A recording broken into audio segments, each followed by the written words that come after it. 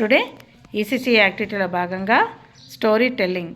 Story పేరు the rabbit and the hen. దీన్ని మనము ఇంగ్లీష్లో ఏమంటాము, కోడి మరియు కుందేలు కథ చెప్తున్నాం అన్నమాట.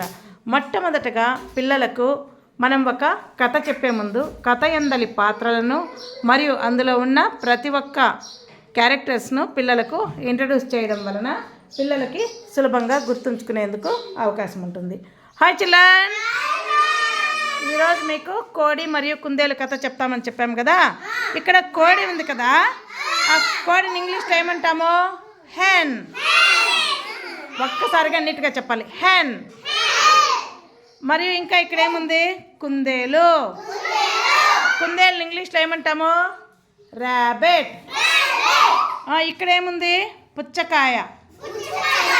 ఇంగ్లీష్లో ఏమంటాము, వాటర్ మిలన్. అందరు చెప్పాలి, వాటర్ మిలన్.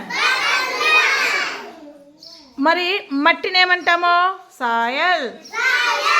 మట్టిలో మనము గింజలు వేసి నాటిన తర్వాత ఏమొస్తుంది, స్ప్రౌట్స్, మొలకలు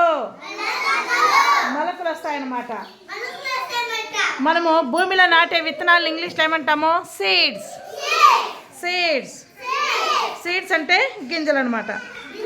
ఆ విధంగా వేసిన తర్వాత వర్షం పడాలి. ఏమి, వర్షాన్ని ఇంగ్లీష్లో ఏమంటాము, రెయిన్. వర్షం వస్తేనే చెట్లు భూమిలో నీళ్ళు పోతేనే మొలకెత్తాయి అన్నమాట. కాబట్టి ఈరోజు మనము ఈ కథలో ఏమేమైతే ఉన్నాయో వాటినంతా ఇంగ్లీషు మరియు తెలుగులో తెలుసుకున్నాం కదా. ఇప్పుడు మనము కథను చెప్పుకుందాం.